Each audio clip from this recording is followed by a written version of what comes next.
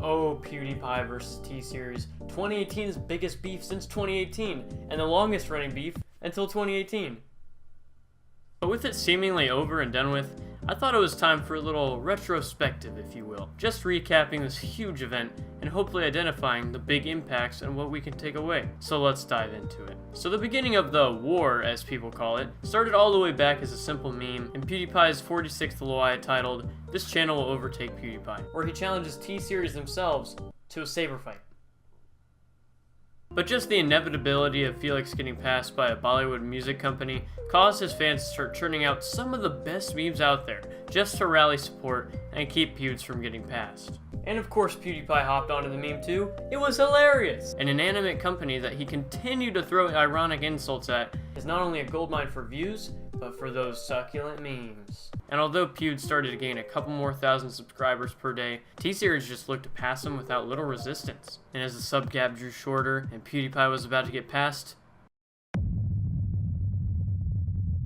the man, the myth, the generic Halo gamer tag, Mr. Beast. He came in with the clutch, a viral video telling everyone to subscribe to PewDiePie. What a genius idea! This is basically the catalyst in the entire subscriber race. PewDiePie went from the casual couple 100,000 subscribers a month, and then to 2.19 million subscribers a month, and then 3.9 million subscribers a month? Crazy stuff!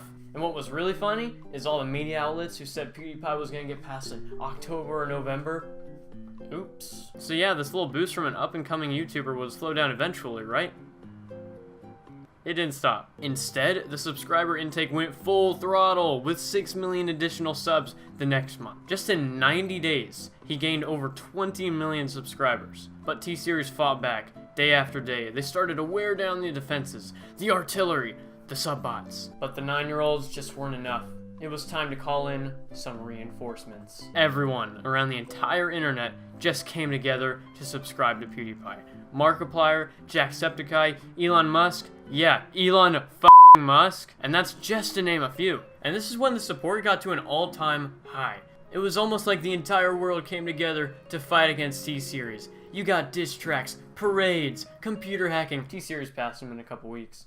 On March 9th, after a daily YouTube audit, T-Series had officially passed PewDiePie. For 5 minutes. But yeah, it turns out that once T-Series passed PewDiePie, he would somehow gain thousands more subscribers in minutes.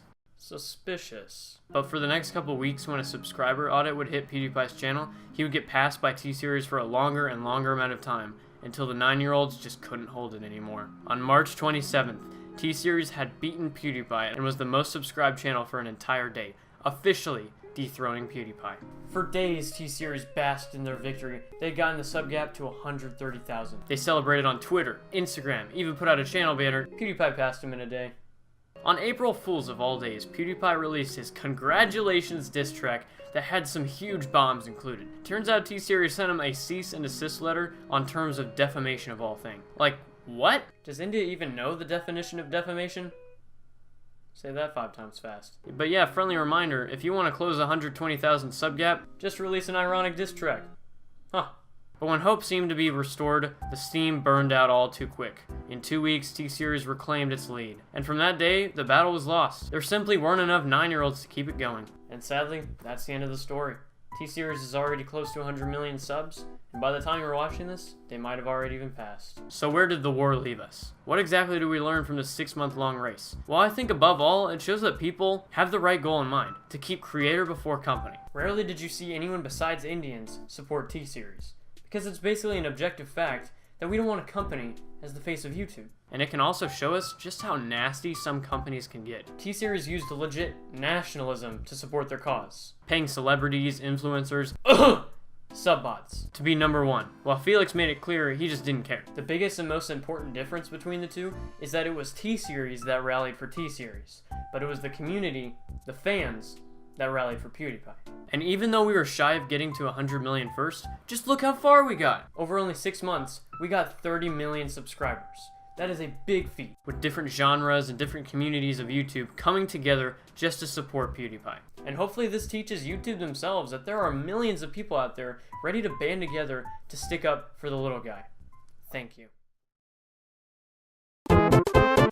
So in preparation for this video, I had to do a lot of research. And did you know that this subscriber race was also known as the war to end all wars?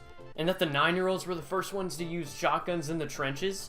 And look at this one, T-Series was the first one to try to use chemical warfare. And PewDiePie did what to the Jews? Oops, wrong war.